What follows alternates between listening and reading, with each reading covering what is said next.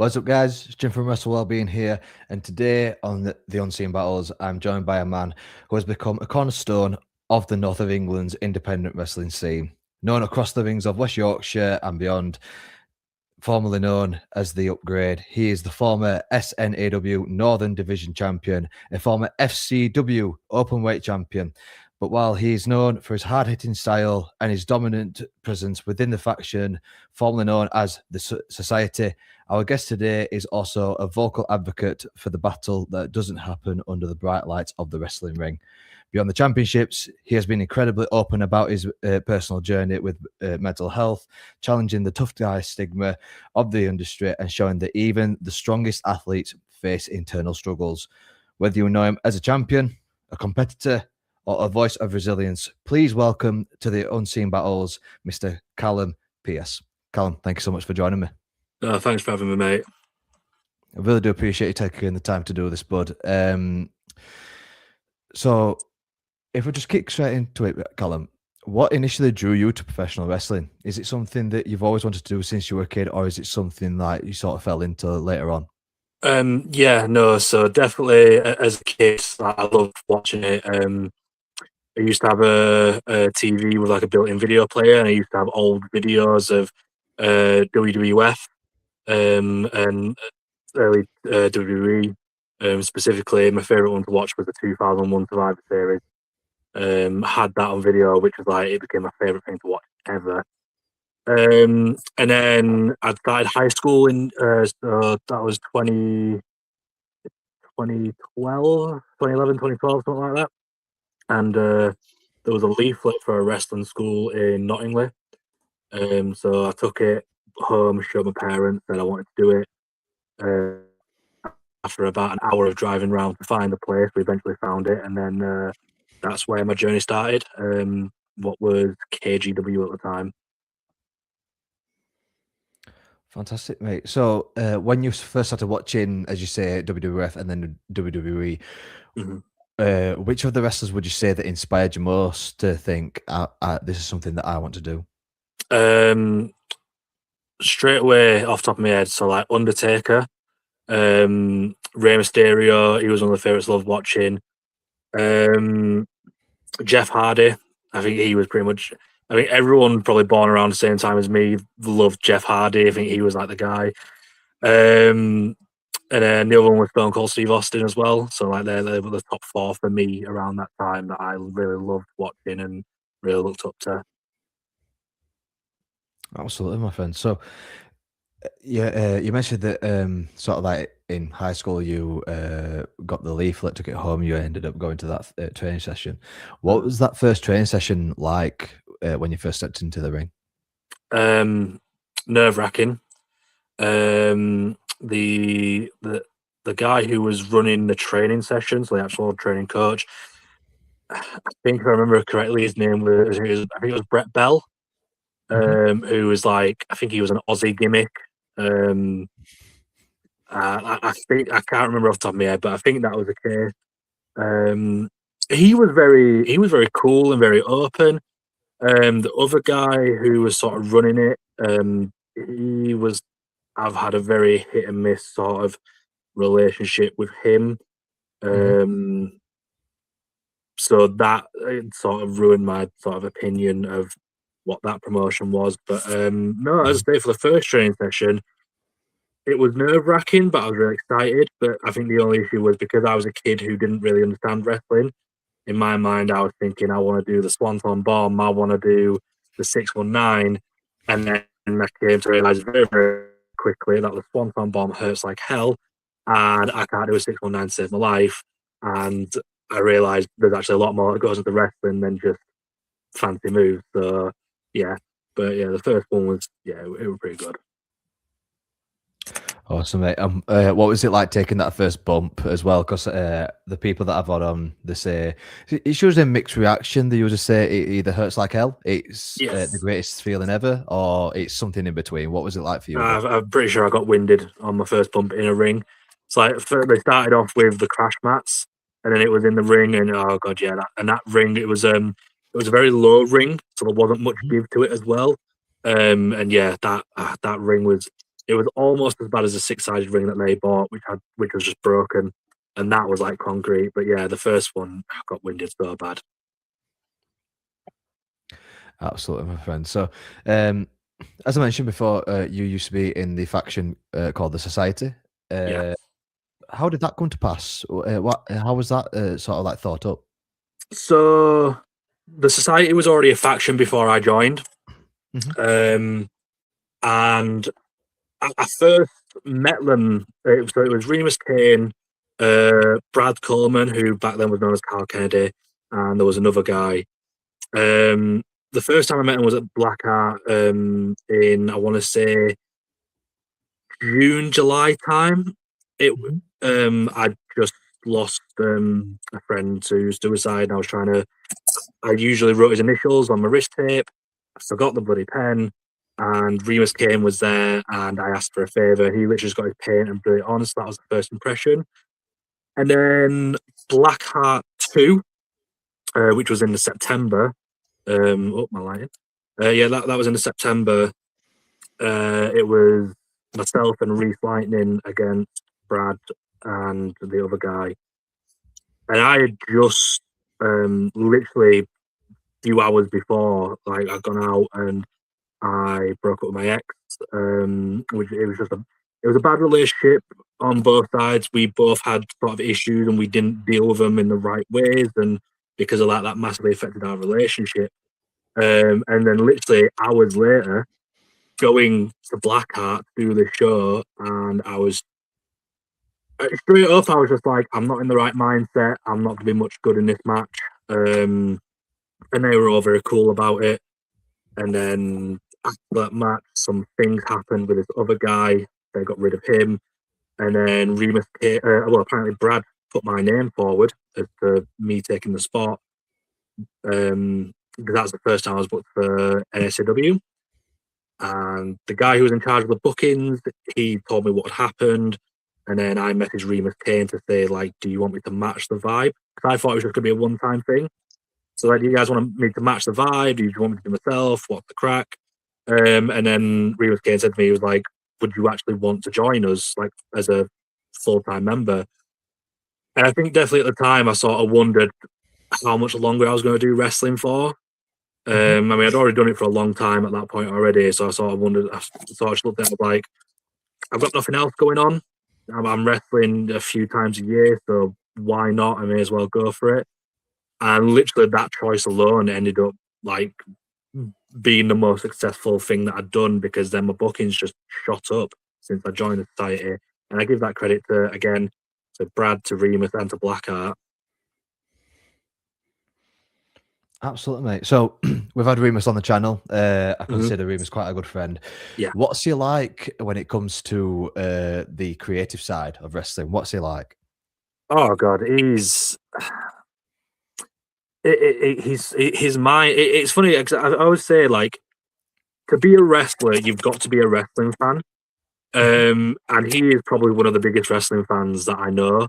So when it has come to creative stuff, he's always just such like a madman with stuff. He'll be very protective, but he's also a madman. And that's probably the best way I can describe him. Yeah, you Absolutely couldn't good. even. Yeah, definitely. The first time that I saw Remus was at UKW at WrestleBration Aftermath, and it was in Mm, a fatal four-way hardcore ladder match. And when he first came out, I've been a fan of wrestling since I was a kid, just like yourself.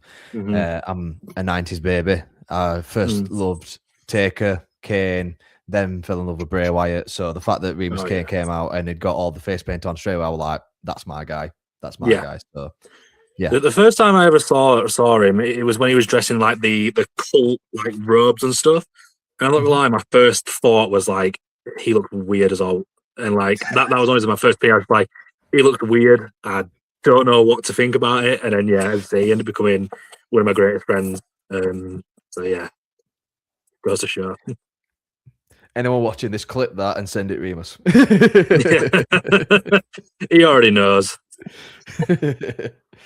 Fantastic, mate. So what would you say have been some of your most memorable moments or matches so far in your career? Oh God, okay. Let me think. Matches. Um, In fact, no, I'll start with one moment first. I think a good memorable moment was Blackheart 4, the Mhm. Custody of Creed match, where I came out in all the bandages because I'd been attacked backstage and Geisley Infirmary, all that stuff. Me and Remus being in the ring, and he's being cocky, and I just took the bandages off and then started laying into him. I think that was a good moment. It was a fun moment as well. I had to constantly remind myself that I had to be hurt, so that was a bit annoying. What else? The last man standing match, at Firestar, myself versus Dan Robertson.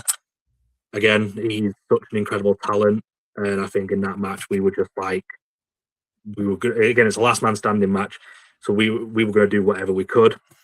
Dan Domain, that was a hell of a match that we put on literally at a last minute. I think I literally got to the venue and was like, okay, here's what we're doing. This is this. The rest will call it. And that was an incredible match. Billy O'Keefe, anywhere. He's a hell of a wrestler. The fact he's he's getting his recognition now, he's getting his bookings now. The fact that hadn't happened sooner is criminal to me. He's insane. And then I'd say the other one is Wrestling Appreciation Society. Myself and Remus versus Owen Murdoch and Phantom Phoenix. That was like their first ever match in front of a live crowd. And it was a WAS's first ever show as well. And I think we got voted like best match and stuff like that, which I thought that was like a badge of honor. So it's always nice when you get that sort of like recognition, especially when it's something that you love doing as well, mate. Mm-hmm. Yeah, 100%. Absolutely, mate. So, I also mentioned that your accolades so far in your career, being a former champion. How would you say that you prepare for such a big match, such as that, both mentally and physically? So it kind of varied. So like the thing is, I think I won my first championship 10 years into wrestling. Mm-hmm. And that was the NSCW Tag Team Championships. But again, that was me and Remus at Wrestling for Kirkwood at UKW Arena. That was almost a bit like a shock thing in the sense of it was just, in my mind, it was like, this wasn't supposed to be me. This wasn't supposed to be me doing this. It was supposed to be someone else. And I think in that moment, again, to me, it was like, oh my God, I've worked so hard for this. Then it was the Northern Division Championship at NSW, and that was against Sammy Blue, who again is just a phenomenal wrestler. And again, it's the same thing that I said about Billy. The fact that it's only just happening now, his recognition is criminal. This should have been happening years ago. That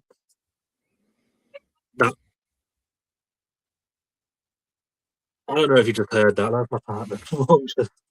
Southerners are loud, and I don't think they realise that. They're really loud. I've lost track of thought now. So that one again, because it was a singles belt, and it was in front of a lot of my peers as well, people who I looked up to and respected, and a lot of the feedback I got from that match. Again, for me, it was just sort of like I was just really excited. I think again, it all just sort of depended on the person I was wrestling, and again, I think I've won championships against Sammy Blue, Dan Robertson, at Sovereign Nation Wrestling. It was against Bo Carter and Joel Cobra.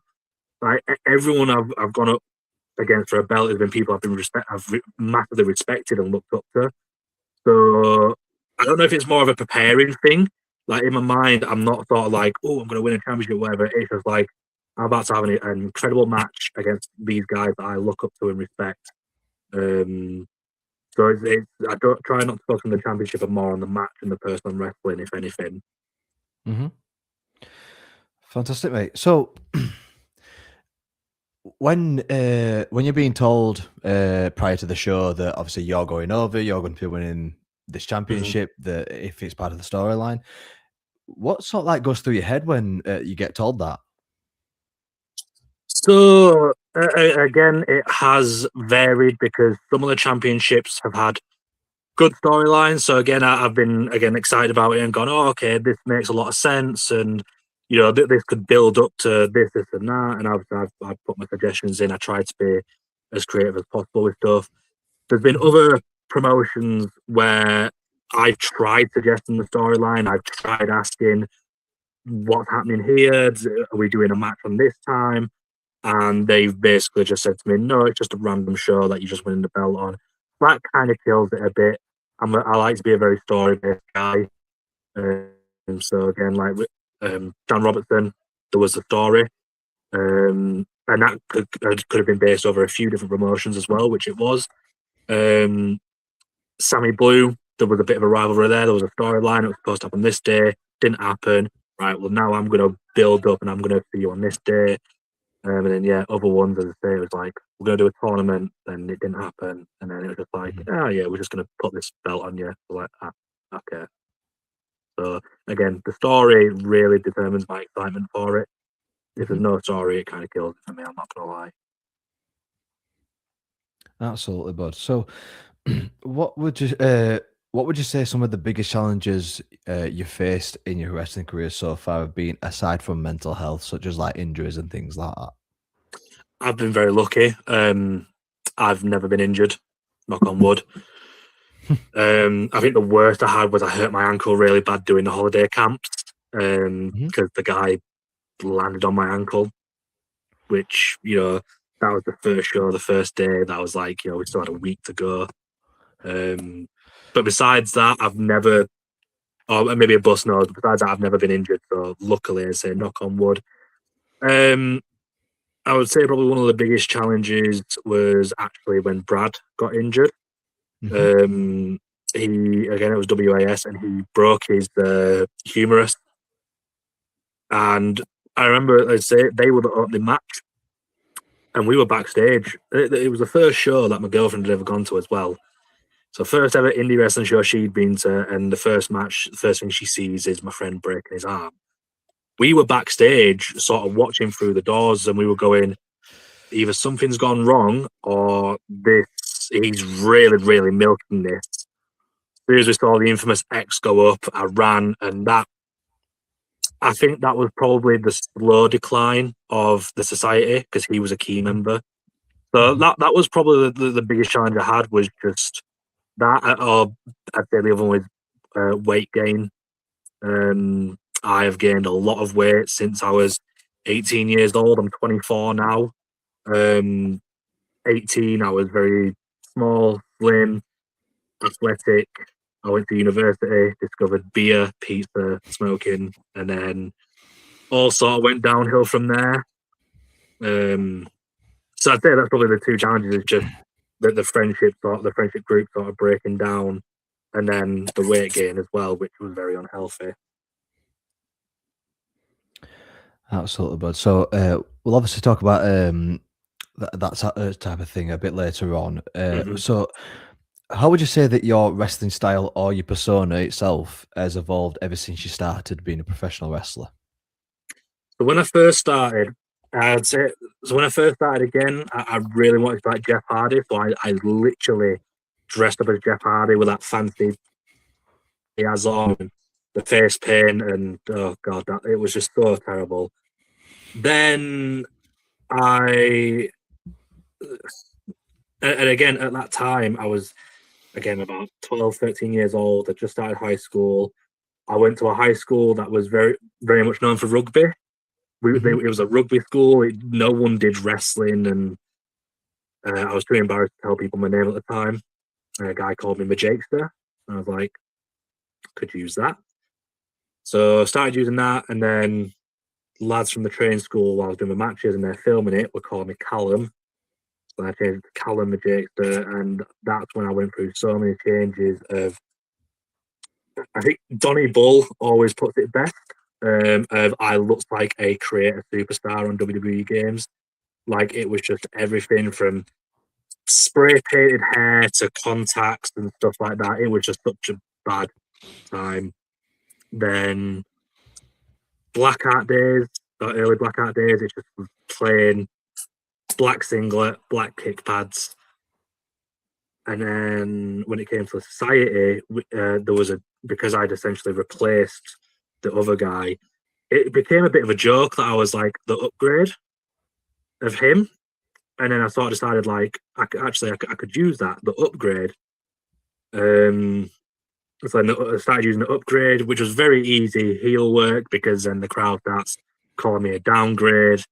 Although again, my girlfriend used to get really wound up because she was like, "Do they not understand why you call yourself the upgrade?" I was like, "It's the funny thing though. I call myself the upgrade. They call me a downgrade. It's easy heat. It was the easiest heat I'd ever had." And then recently with the name change, we were driving back from Castleford to London, and I sort of just said, I was like, I'm going to change my name. I've been saying for years I want to change my name.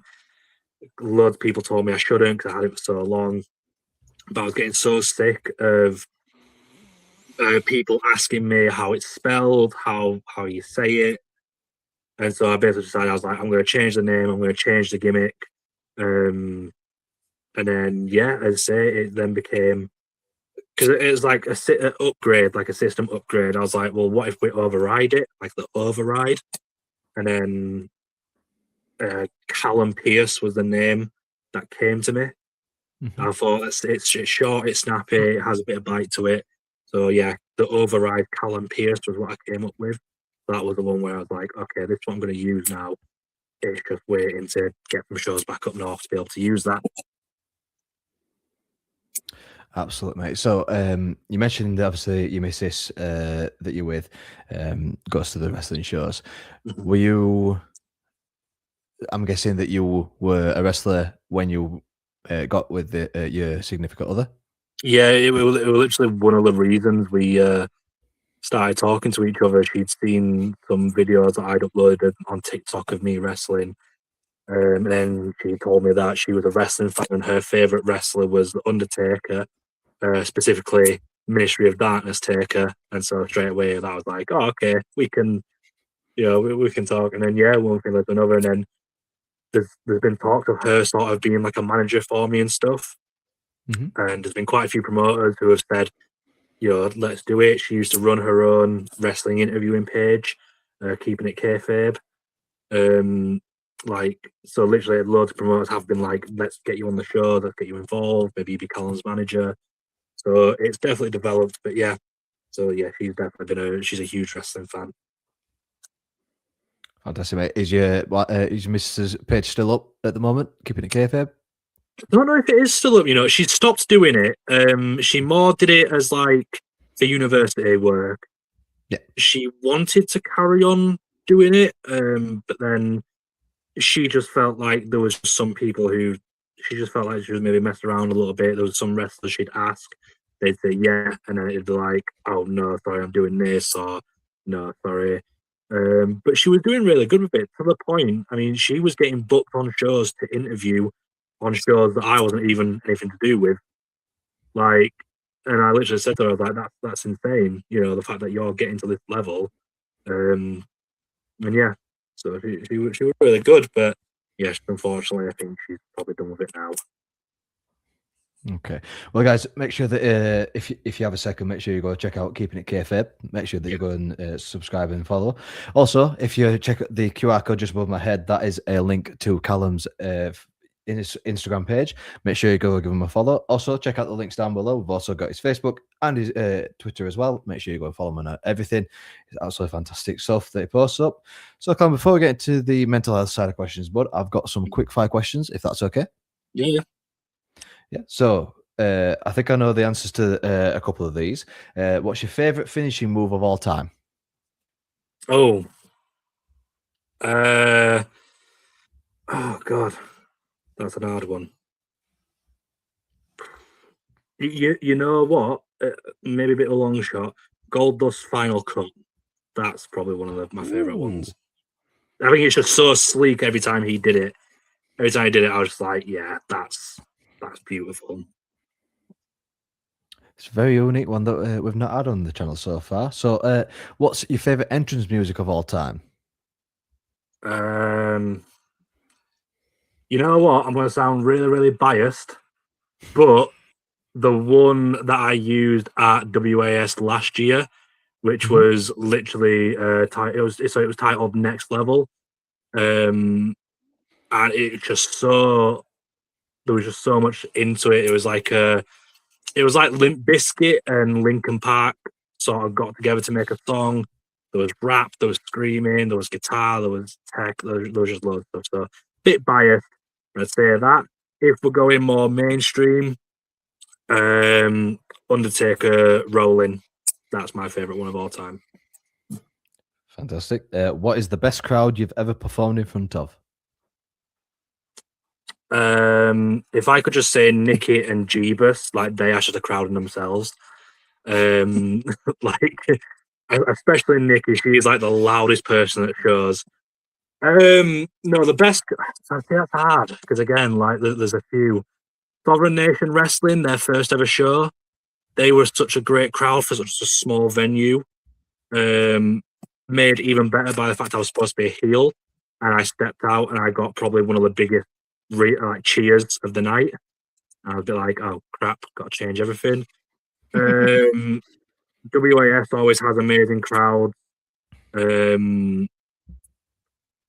Yeah, Firestars had some amazing crowd. Blackheart is probably going to be the top one though. Again, especially it's painful because I'm now in London. I don't get to go to the Blackheart shows because it's so far and I don't have the time or the money to get there. The fact that they are just growing and growing even more it makes me so proud. But Blackheart, their crowds are just so insane. So yeah, we're going to say Blackheart top one. Absolutely. Who is your favorite opponent that you've ever worked with? Again, Billy O'Keefe's got to be up there. Anytime I look at a card and I see me and Billy O'Keefe, I know straight away I'm gonna have a good match. I think Dan Robertson as well.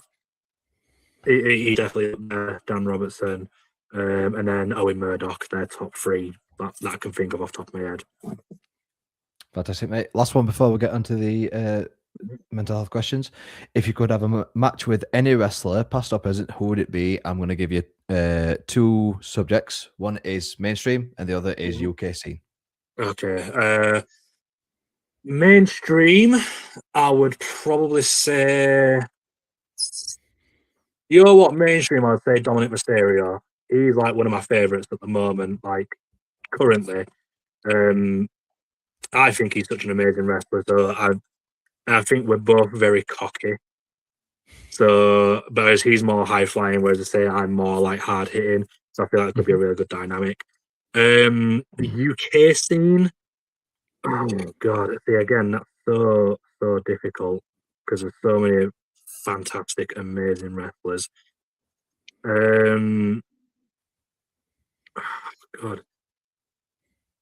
I've already put my Instagram story that like Matty Mayhem and Ryan Rude are two guys that I want to wrestle. If I'm going to go all over low, one person I would love to work, and that's just I knew him from years ago, is Joe Wade. I would, again, if anyone was to ever book that match, I feel like we could do so much together. And again, as I say, because we knew each other from a few years ago, we did the holiday camps together before he became a goth. You know, I just think me and him could have a good match together. Absolutely, mate. I do think that would be one hell of a match. I thought about this one myself, and I was picking the person from the UK scene that I picked would be George Hunter from UKW. He's insane. Yeah, I literally got to watch him live at OCW because I was literally behind the curtain waiting for my match, and that corner springboard like 450. I don't even know what to call it. I got to see that live, and I was just in such awe. I don't even know how long he's been wrestling, but I know it's definitely not been that long. And yeah, I was just absolutely mind blown. It was absolutely insane. Definitely, mate. He's definitely one of the best wrestlers that I've seen on the UK scene to date. So, but if it's okay with you, we'll jump into the mental health questions. Yeah, yeah, sound. Fantastic, mate. So, guys, quick disclaimer: if you are suffering from mental health, please check out the description below. There's a lot of links to depression and anxiety helplines, mental health helplines, also for suicide prevention ones as well. There's also can't think of what it's called now. Addiction helplines as well. So make sure that if you are suffering, that you go and check that out. And like I say, we're going to jump into the questions. So we'll see you in 2 seconds.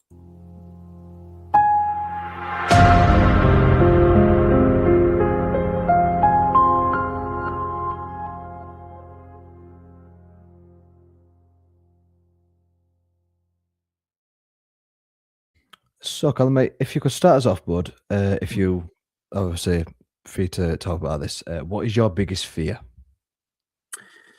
My biggest fear is, God, I'd say my biggest fear is just not being able to do anything.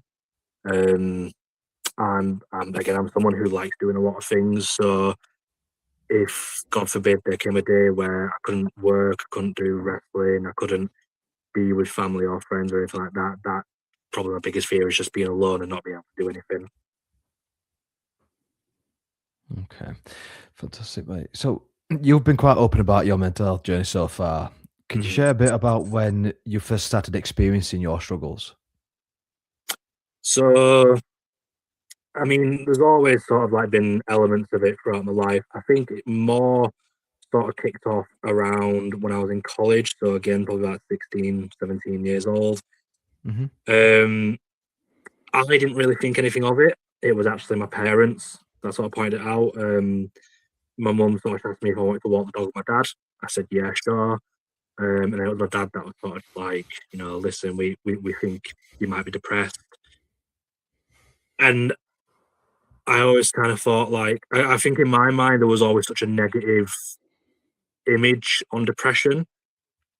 So for me, I was always just sort of like, I'm not depressed, like I just feel crap. The other issue as well is for me, it's genetic, like a lot of people. Runs on just about every single family member I've got. So it was going to happen either way. It was sort of around the time that so again, I'd stopped seeing my my biological mum purely through choice of my own, but I'd stopped seeing her. And then that unfortunately meant that I was no longer seeing my little sister, and that affected me massively. And because she was young at the time, there was no time where I could actually just meet up with her, and then just have just us two. Have got back in contact since. Now my little brother Liam got back in contact. We see each other every so often. If I'm back up north or whatever, I'll message him and we'll go out for a bit.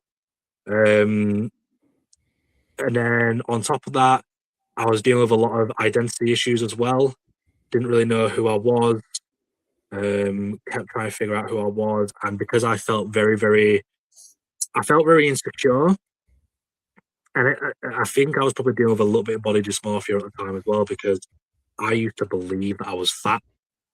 And I look back at photos now, and again, it's like if I could go back, I would slap myself silly because I was not fat back then. I was just, but in my mind, I was. So then that came up to potential eating disorder, which ended up causing me to collapse. The job I was working at was just ruining me. I was working at KFC at the time, and that was the no chicken crisis. And the people I was working for, most of them, I mean, they shouldn't have been in management anyway. That affected my mental health. It was just a load of things. And then uni was where it hit me hard when I went to university. And again, I was sort of let off the leash. I was free to do my own thing, and I just went completely off the rails. And it showed, and it still, as I say, it still shows now in the sense of how, like again, the drinking and substances and all that sort of stuff. I just went stupid with it all, and that massively affected my mental health as well. Okay, go on. So, do you think that if you hadn't done what you did when you were at university, as you say, going off the rails and doing all that stuff, do you think that you'd still be the same person you are today if you hadn't have done that? I mean, no, definitely not. I mean, the thing, I had this conversation again with my girlfriend the other week where, like, we talked about the because we live very different lifestyles. She's very clean living, healthy foods. I was very, again, very stupid with my choices. But again, I said to her, I said, yes, you've got to think if I hadn't made all those stupid decisions, if I hadn't have been the way I was, I said, we would have never met because I wouldn't have been posting this stuff on TikTok. You would have never seen it. We would have never been together. I sure as hell would have never moved to London, like for my partner. So I would have been a different person. And as much as I get embarrassed by the person I was back then and the stuff that I did, um, in a way, as I say, I'm kind of glad it happened because even though it's ridiculous and it's embarrassing, it shaped who I am now. I know a lot more about myself now than what I did back then. And that's helped me grow and learn. Okay, fantastic. Thank you so much for sharing that, Colin. No, no, Um, so, uh, we also mentioned that you went off the rails. You were doing all this stuff. Did you get to a point where um, you sort of like had a, but lack of a better term, like a near death experience where you thought, I need to change something, something needs to be done, and then did you do to stop yourself from doing those things? it wasn't. I wouldn't say really a near death experience. So again, with my last relationship, it was bad from both sides, and it was a very. I don't want to throw the term abusive, but in the sense of like, I wasn't allowed my friends. I was very trapped and alone, and again, alcohol was my way. Alcohol and smoking, that was my way of dealing with it. When Mhm. we split up, there was some other things that had happened with her and very, very close friends of mine, and that sent me off the rails a bit. I was with my friends, and again, this was roughly around the time that I started talking to Sophie, my partner.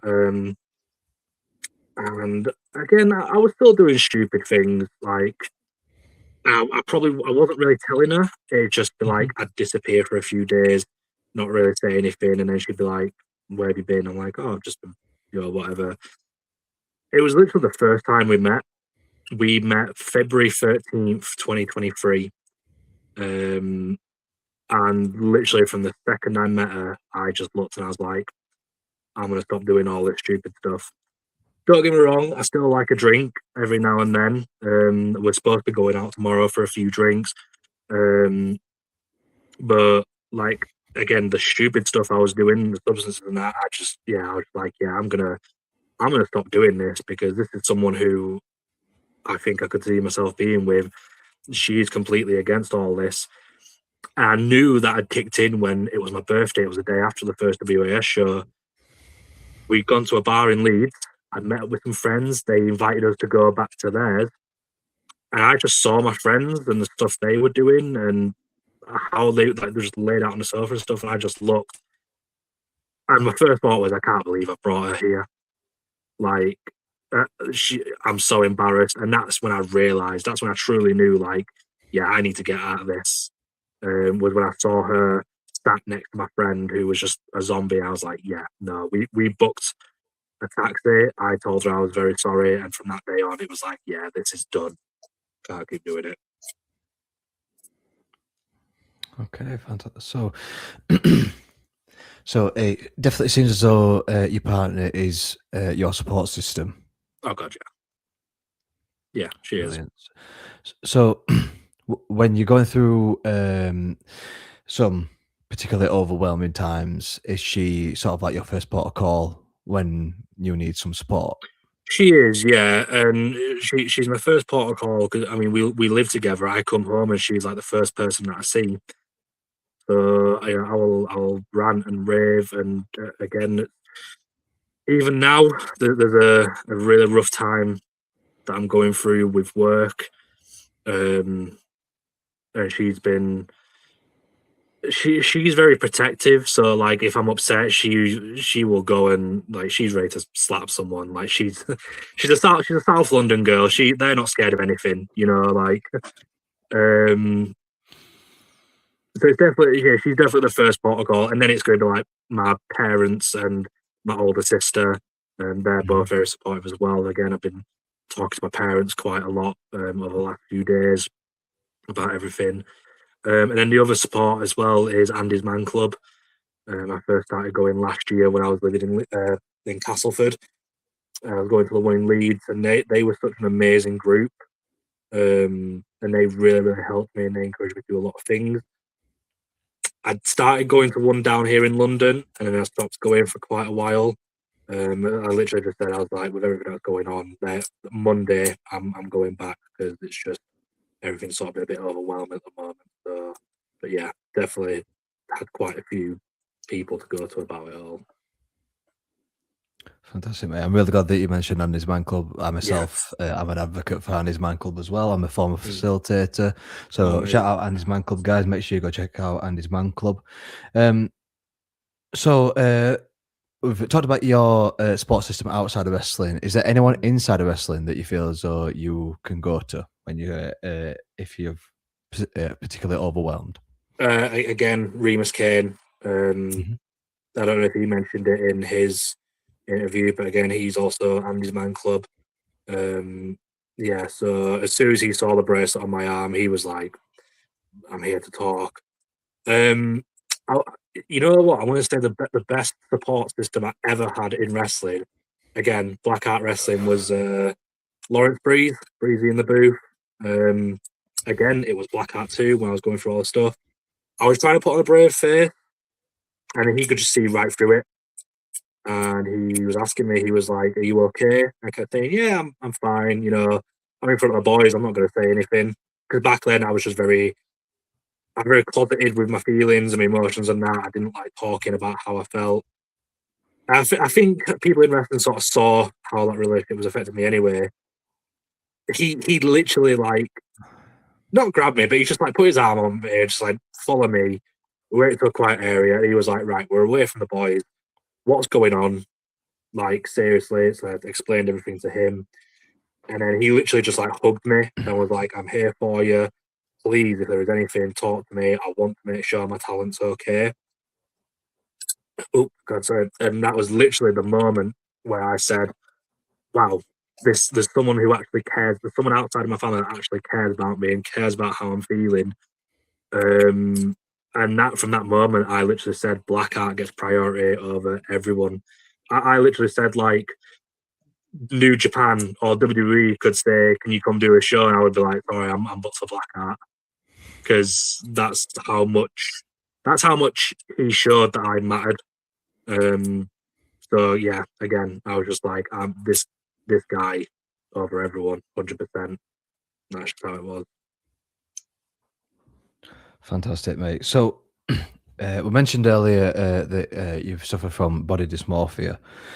Is there any other specific challenges related to mental health that you've faced while wrestling? I've got some examples for you.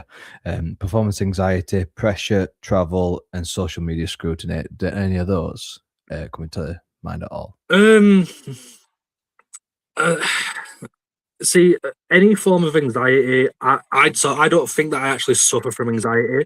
I Mhm, think it's just since I started dealing in nicotine products, vape, cigs, stuff like that. I think that's what caused it for me. mhm. So I think it's more of at least for me personally. Again, I'm not a doctor. I don't know everything. I think that's probably more what it is rather than actual anxiety. But I could be wrong. But depression, 100%. There's definitely been loads of times where, again, as I say, I thought I'm just going to quit wrestling. This isn't for me anymore. And God, that's gone from my head. God knows how many times. Um, and yeah, definitely is against like the body dysmorphia. But and again, it's funny saying that because I literally wear trunks. like I'm wearing high-waisted trunks, so a lot of people look at it and they're like, "Well, how can you have, how can you feel that way about your body if you're parading that way?" And again, it's always so difficult to explain. Like, this is literally a character. This is who I am. And yeah, my drama teacher in college essentially called me out on it. Where again back then, piercings, dyed hair, changing my aesthetic, and she was like, "People do it when they're insecure." And I was like, "Thanks for calling me out on that." You know, it's but yeah, so definitely depression. Travel, it's become a lot more now since I moved down to London. As I say,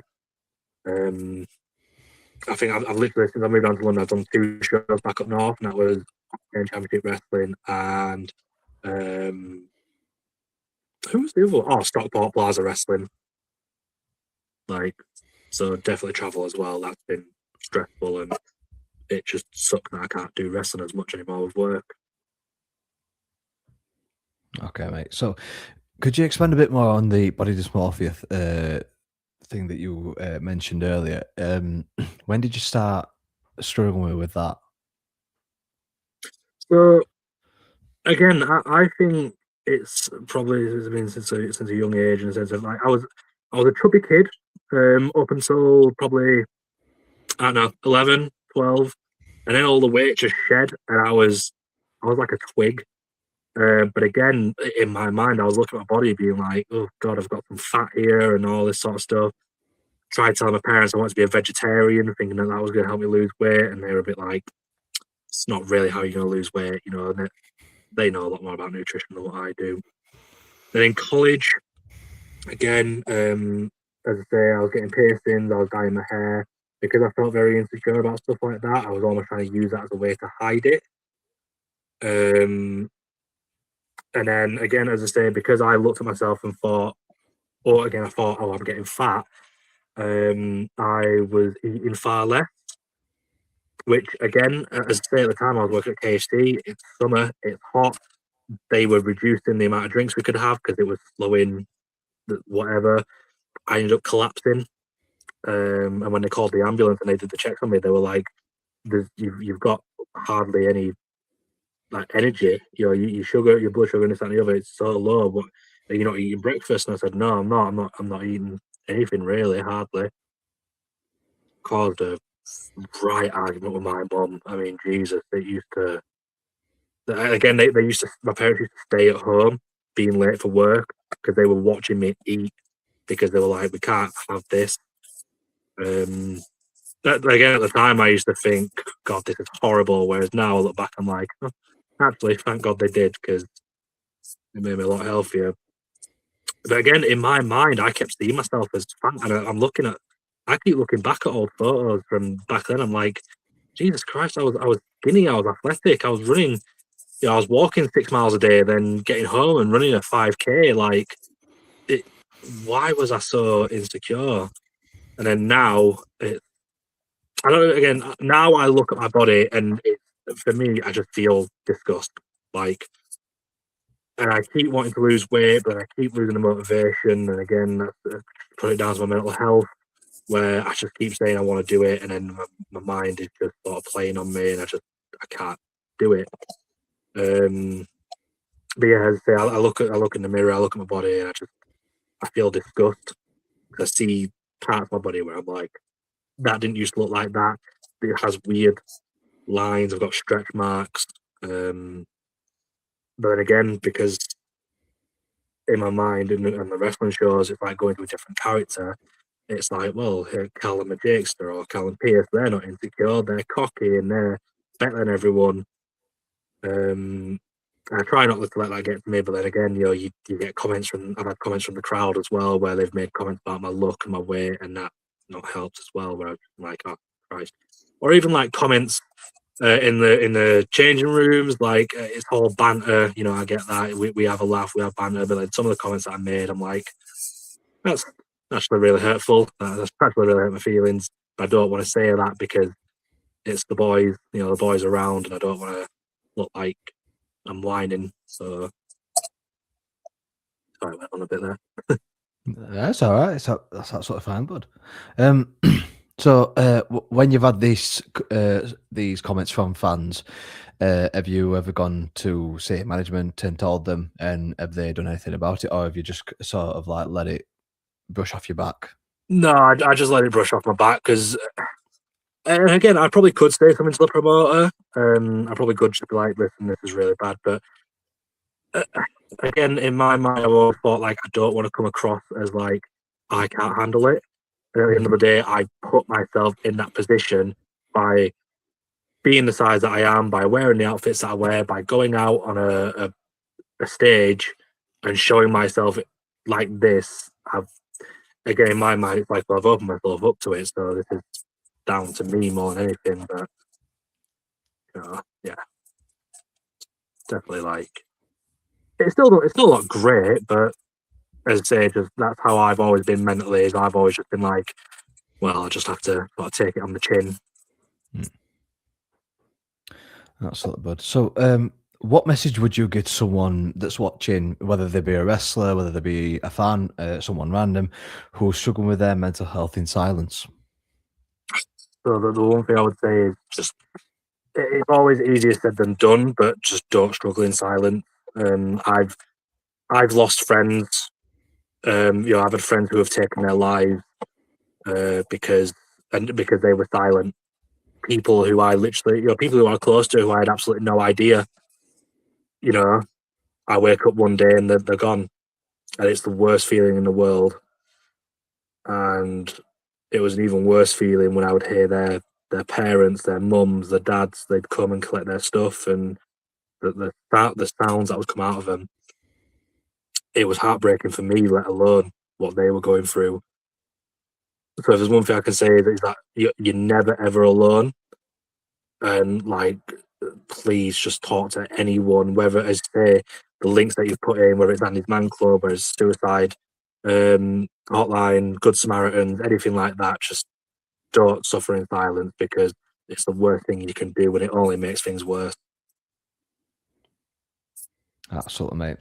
Fantastic advice that, mate. It is. So, as we're starting to wind down, bud, what role would you say that would you say professional wrestling has played in your overall mental health journey? Would you say it's been a source of strength? Is it been a challenge, or is it been a bit of both? It's been a bit of both. Like it's 100% been a bit of both.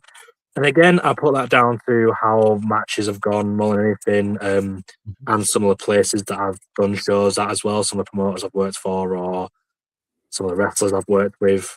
Um, as they, when I have a good match, as I say, when I wrestle a Billy O'Keefe, when I wrestle a Sammy Blue, I'm walking backstage and I'm like, that was a good match. I'm happy with that.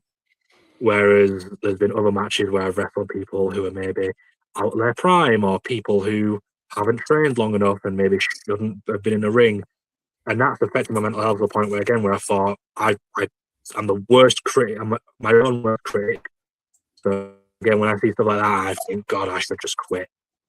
Um, so that was probably the worst one. And again, I think the first place I trained definitely had an effect on mental health as well. So I was like, yeah, it's been a bit of both, definitely. But when there's the good times, the good matches, it feels so rewarding.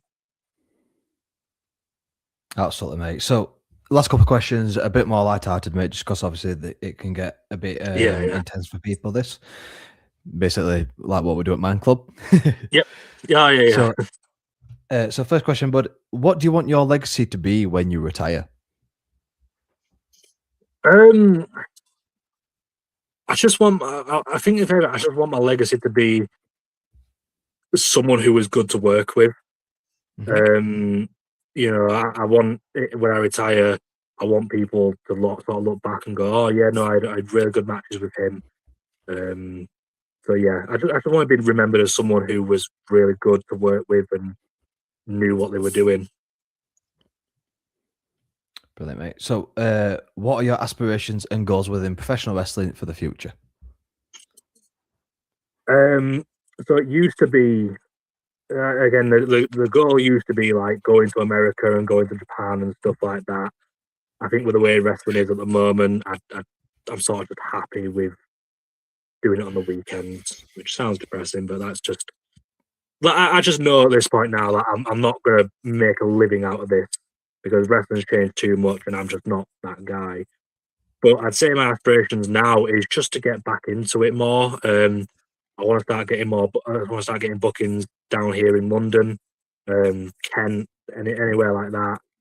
So that's the aspiration. That's the goal now, is just to get some more bookings down here. Absolutely, mate. So we'll come to the last question, bud. I used to do who's on your Mount Rushmore for the second season. I did this one with Isaac North yesterday. Oh yeah. If you were to be put in a War Games match, who is on your War Games team? UK wrestlers only, and you can't pick the guys from society. Oh, bro. Oh man. Oh god, that's gonna be so hard. Okay. How many people in a War Games match is it? 4? It's 5. So there's you and 4 people. Okay, so me and 4 other wrestlers. Yeah. Oh god. You know what? First shout, Sean Only. Mm-hmm. He is incredible. So Sean Only, he's the first part. He's the first port of call. Second, I would have. Oh god! See, again, it's just so hard because there's just so many amazing wrestlers where you look and think like, "Wow, what are they doing?" UK wrestler Sean Only. Oh god, see, Billy's gonna think I'm in love with him or something like that, but I'm gonna say Billy O'Keefe. Again, he can do powerhouse and he can do high flying. So that's 2. Third, I would say. You know what? I'll chuck J-Ro Lewis in there so I can get all most of Playtime Mafia in. Because again, I think how they work as a team is absolutely incredible. And then one last person from the UK scene to join us. It is.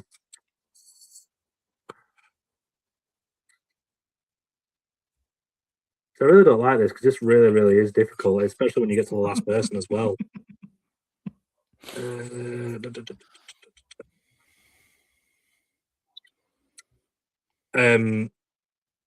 God, I'm really struggling here. I'm really, really struggling.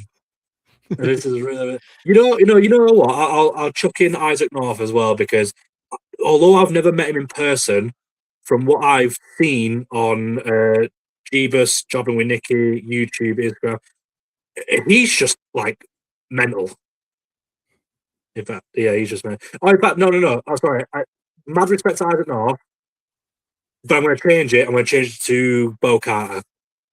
Again, I massively look up to him. I know him personally. I've got loads of respect for him, and his gimmick is just as the same as Isaac North, insane, and he's a really good powerhouse. So I'll chuck in Bo Carter. So there we go. Sean Only, Billy O'Keefe, J-Ro Lewis, Bo Carter, and then myself. Fantastic, mate. So, guys, that is the end of today's episode of the Unseen Battles. I want to thank Callam Pierce so much for joining me today. Make sure you go check him out on Instagram at Callam_Pierce at Instagram.com. Also, make sure you go check out Keeping It Kayfabe as well. Make sure that you go check that out as well. Callam, I always let the guests finish off. So if there's anything you want to plug, anything you want to get off your chest, anything you want to say, feel free, mate, on one in the stream. I think I've got everything up. I think the only other thing is, if there's any promoters down south that are watching, please book me because it's really hard getting bookings down here. I don't know where anywhere is. Please book me. And then the only other thing I'll say is I'm aiming to come back up north very soon. So please keep your eyes out. Maybe I'll be at a show that you're attending. Don't know, but just please keep your eye out. And if you do see me, give me a cheer, give me a boo, whatever's happening. Fantastic. Thanks so much, Callam. Thanks so much for joining us, guys. Make sure to always check on your friends. Remember, it's okay to talk, and we'll see you guys next time.